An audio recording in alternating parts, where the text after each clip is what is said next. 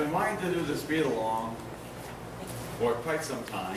You probably knew about all the delays in the current issue of Broadside, which is now being passed around to everyone to read.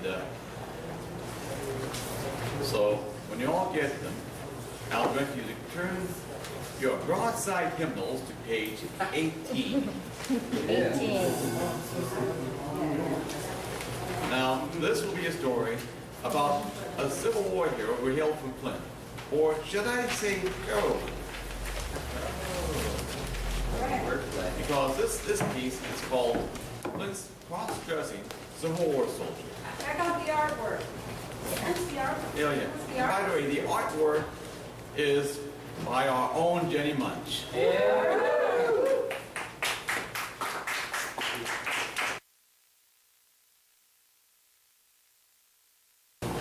Okay. On the grounds of the Genesee County Courthouse, you will see a Michigan historical marker paying tribute to Flint resident Sarah Edmonds, who fought in the Civil War disguised as a man named Franklin Thomposn. Edmonds was born in Magaduavik, hope I pronounced that right, New Brunswick, Canada in 1841, and lived a hard life on a farm suffering through an abusive father. She ran away from home at 15 to avoid an arranged marriage and escape a life of enslavement. Inspired by a book she read titled Fanny Campbell, the Female Pirate Captain, A Tale of the Revolution, she disguised herself as a man named Franklin Thomposn in order to have an easier life working as a book salesman. Fearing that her true identity would be revealed, she/he moved west and settled in Flint, where she/he continued to live as a male book salesman. When the Civil War broke out in 1861, Franklin Thomposn signed up and joined the 2nd Michigan Infantry and was assigned to be a male nurse who saw action at the First Battle of Bull Run. As part of the Army of the Potomac, she/he also saw action at the Second Battle of Bull Run as well as at the Battle of Fredericksburg.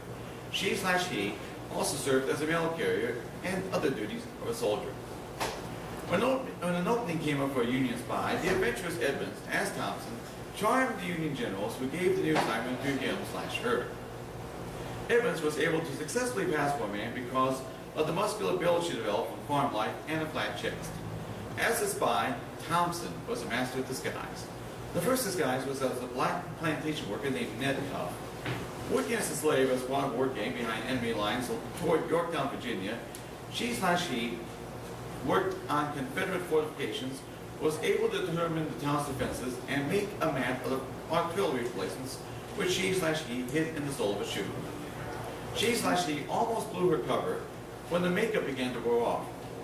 A crude, mixed-race joke and extra makeup allowed her to keep her cover, and she/he sneaked away to deliver the map to a thrilled Union General George McClellan. By successfully passing off as a man, Edmonds was able to live as a woman again, becoming an Irish peddler named Betty O'Shea. She returned behind enemy lines, selling pies and cakes to unsuspecting Confederate officers who unknowingly passed along sensitive information. In another assignment, she passed the enemy lines in Virginia and disguised herself as a female slave cook who, with other slaves, provided rations to rebel troops and was able to overhear and document battle plans. In total, Thomposn engaged in 11 successful spy missions for the Union. But in 1863, as Vicksburg was about to be captured, Edmonds contracted malaria. Denied a furlough and concerned that her true identity would be revealed in an army hospital, Thomposn deserted and Edmonds checked into a private hospital in Cairo, Illinois for treatment. After discovering wanted posters of Franklin Thomposn for being a deserter who would be shot if caught, Edmonds spent the rest of the war as an ordinary female nurse, using her real name in a Washington, D.C. hospital treating wounded soldiers. She wrote a best-selling book telling her Civil War adventures titled Nurse Inspired the Union Army, published in 1865. After the Civil War ended, Edmonds returned to Canada in 1867, where she married an old friend, Lionel Seeley, and raised 3 of their own children who never reached adulthood, and adopted 2 others. The Seeleys left Canada and moved first to Fort Scott, Kansas, then to LaPorte, Texas. But the effects of the malaria she contracted took its toll with the resulting poor health. 2 decades later, she returned to Flint and made contact with her former comrades who had helped Seeley in her appeal for back pay, bounty, and pension, as well as removing the stigma of being a deserter. She began corresponding in March 1882 to convince the powers that be that Sarah Edmonds and Franklin Thomposn were one and the same. It took a few years and several letters from her comrades in the Army and her commanders, first for service as an Army nurse. A bill was signed on July 7, 1884 by President Chester A. Arthur, giving her a pension of $12,000 a month, but she still had the stigma of being a deserter.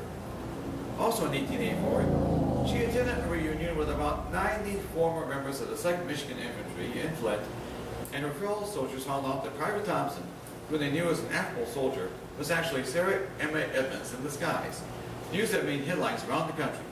She did not identify her regiment in her book, which explained why it took her fellow soldiers 20 years to discover her true identity. It took 2 more years, but finally, on July 7, 1886, a bill was signed by President Grover Cleveland giving her an honorable discharge from the Union Army, removed the charge of desertion from the record, and solely amount of back pay, bounty, and allowances. In 1897, she became the only woman member of the Civil War Union Soldiers Veterans Organization, the Grand Army of the Republic, or GAR, when she was mustered into the George B. McClellan Post No. 9.